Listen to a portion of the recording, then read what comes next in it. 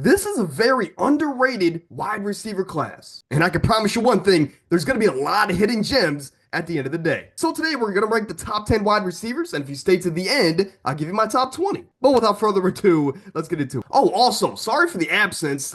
I just got hit with a cold. I felt like I was in an elevator with Ray Rice in 2011. But we're back, we're healthy, and we're going to start it off here with Tez Johnson, who, a guy that is only 5'10", 165, so he is on the lighter side, to say the least. But of course, it didn't matter at Senior Bowl weekend. He dominated, arguably the best player throughout the entire weekend. But last year, 83 receptions, 900 yards, and 10 touchdowns. So despite the size being a little below average, he dominated on the field and made up for it, even more so than I guess he would be okay with. But over the last 2 years, this is a guy that, again, the volume is not an issue despite his size. 83 receptions at least, with at least double-digit touchdowns over the last 2 seasons. So basically in his time at Oregon. Now, he's also very hard to bring down with his size.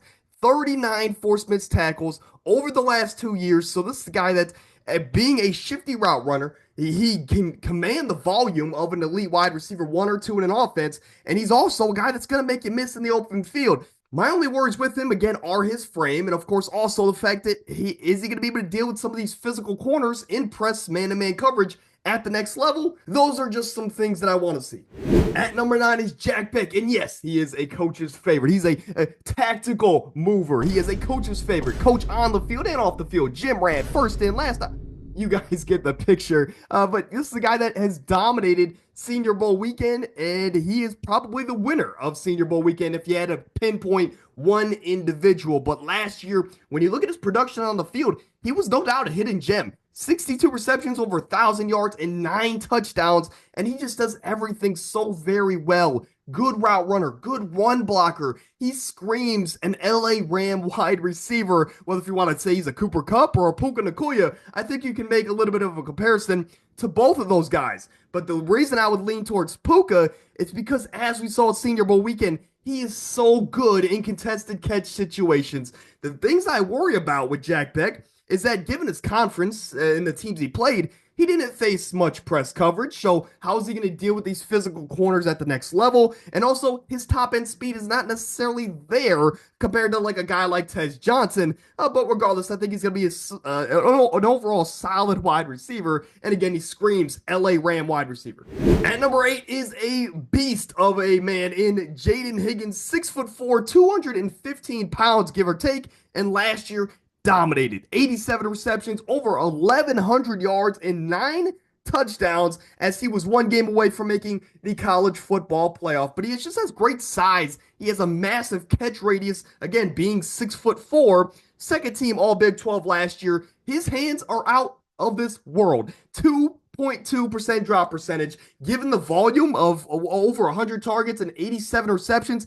Insane drop percentage. So this is a guy that is, again, massive catch radius. He's your typical big body wide receiver. I do want to say that, given his size, he doesn't have that top end speed, again, like a Tez Johnson, but he moves decently well for his size. And I think outside of that, maybe, you could point to the fact that his play strength wasn't the greatest, but given his conference, again, that's not warranted. He wasn't in those press man-to-man situations as much as SEC wide receivers and again, guys like that. But Jayden Higgins, I think he has all the tools to be a steal either in day 2 or day 3. I think he could be an immediate day 1 impact player. If you looked at nothing else coming into this draft process and you just looked at the intangibles of a guy like Tre Harris, you would have said, I want this dude on my team. At 6'3", 210, the size is there. But last year, in only 8 games of production, he had 60 receptions, over 1,000 yards, and 7 touchdowns. So when he's on the field, he is a dynamite kind of a player. He had 20 forced missed tackles last year in 8 games. That's over 2 a game.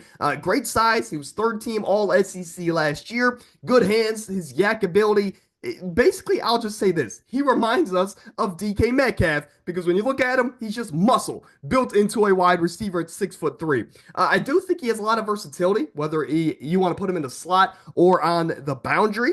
And again, I think you can use him in kind of these jet motions and all these fancy stuff that these teams like to do now because his speed is there. Again, being 6'3" and just a full of muscle. I do want to say that he did miss time last year due to some knee injuries, which he's had a history of, and also a groin injury from this past season. So some things to look out for, but if you're looking at the intangibles, this is the guy that you want to draft and you want to polish, and he could be a star in the NFL in a couple years. Now, this is my one player that might ruffle some feathers, and am I too low on him? Potentially. And honestly, again, this is why I'm bringing these videos out to you guys. Get your takes on these, and hey, maybe I reevaluate. Maybe I move him up the list. But Emeka Egbuka, I believe at number 6, 81 receptions, over 1,000 yards, and 10 touchdowns on the year last year for the Buckeyes. He has a high floor. I think this is a guy that is your typical wide receiver, Ohio State kind of a wide receiver. He's going to be just like JSN. He's going to be just like some of these other Ohio State wide receivers like Chris Olave, where you know what you're getting out of them. They're very safe players with high floors. He's a good run blocker, only a 5% drop rate. He's a savvy route runner. I think you could play him in the slot or on the boundary, but I would keep him in the slot like a lot of these Ohio State guys. And outside of that, his play strength is maybe a little bit of a worry, but again, he's more of a finesse wide receiver than just a, hey, I'm going to catch it and run through you kind of a wide receiver. Emeka Egbuka just checks all the boxes. I just think that the guys above him have a little bit higher of an upside. One of those guys is Isaiah Bond. Last year, the stats are not going to blow you away. But last year, when we look at the draft class of guys like Xavier Worthy, his stats didn't necessarily blow you away. But if he ends up in the right system, which Xavier Worthy did, his impact can go beyond his statistics at the collegiate level. Now, for Isaiah Bond, I don't think he's the player of Xavier Worthy. But I do want to say that if he ends up in a situation like Buffalo, let's say, I think that he can be used and, I think his production could go higher than we think for a typical rookie wide receiver. I'll just say that. 34 receptions, 540 yards, 5 touchdowns. Not tremendous for a guy that I have in my top 5.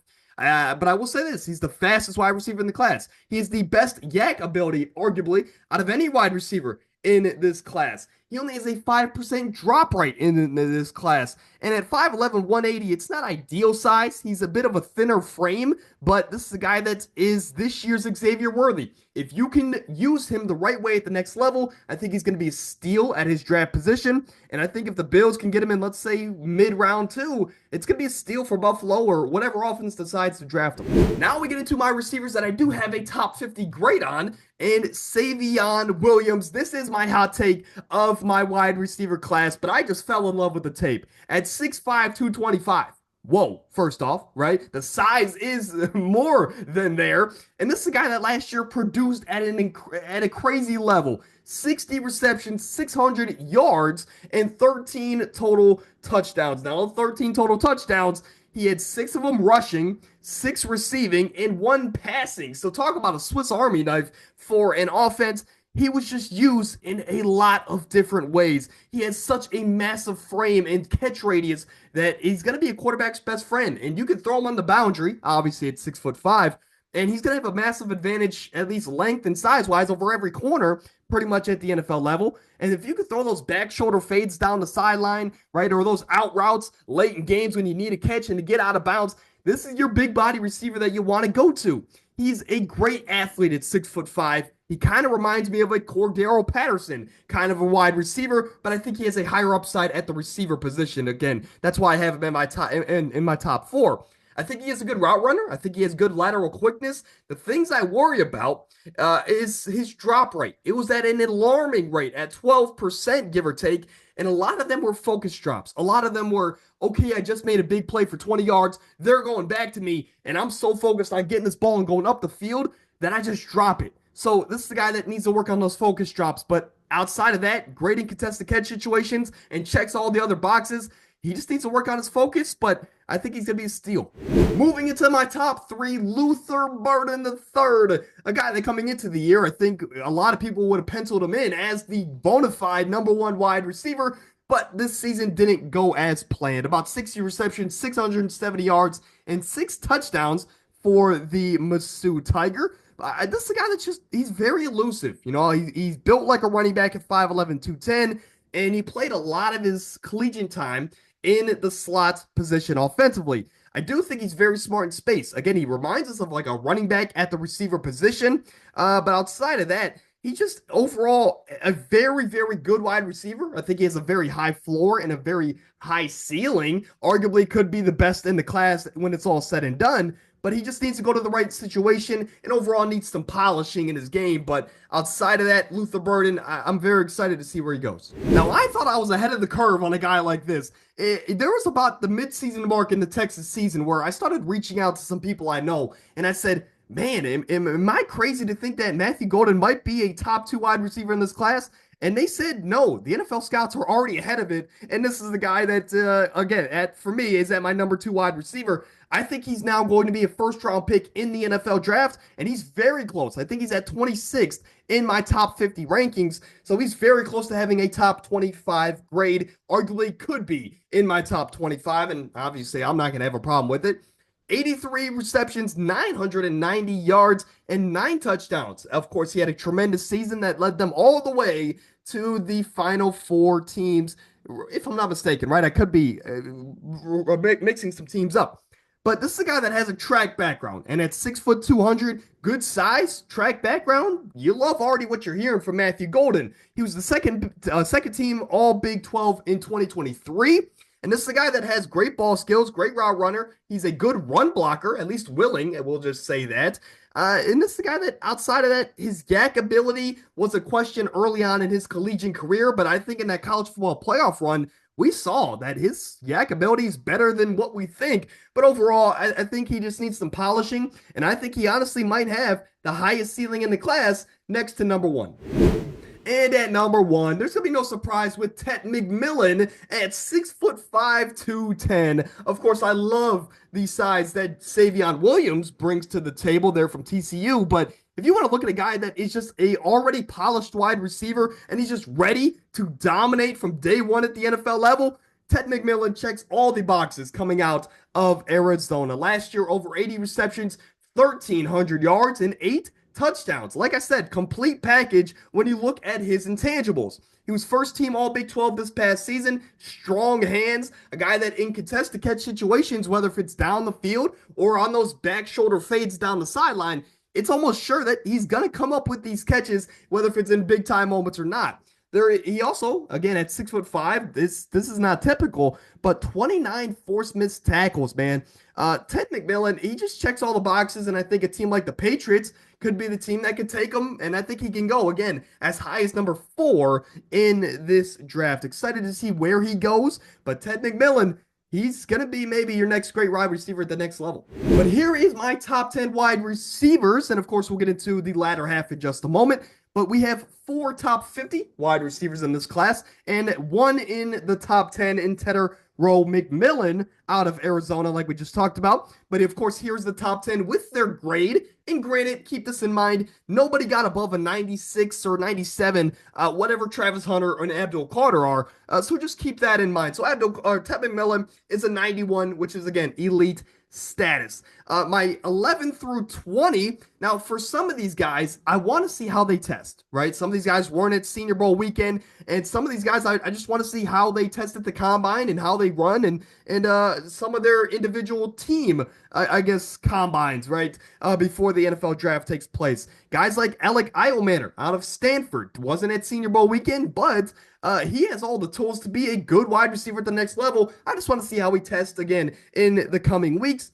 Nick Nash out of San Jose State set so many records there for the Spartans. Had an incredible season, but I want to see how he tests here and if he can stand up at the combine compared to other wide receivers. Jalen Royal, crazy Senior Bowl weekend, so shout out to him. Jalen Noel out of Iowa State, along with Jaden Higgins. He had a good weekend as well. Xavier Restrepo, great chemistry with Cam Ward. And he just strikes me as a guy that wherever Cam Ward goes, whether if it's Tennessee or again, the Browns or New York, Restrepo is going to be on the team. They just have a great chemistry on the field. Evan Stewart, I think it's very underrated, but he, of course, is coming out of Oregon. Ricky White is another guy that I just want to see a little bit more out of here at the combine. But I think he could shoot up as high as like 12 or 13 with Ricky White. That's how good of a season he had at UNLV, and that's how good of a talent that he is.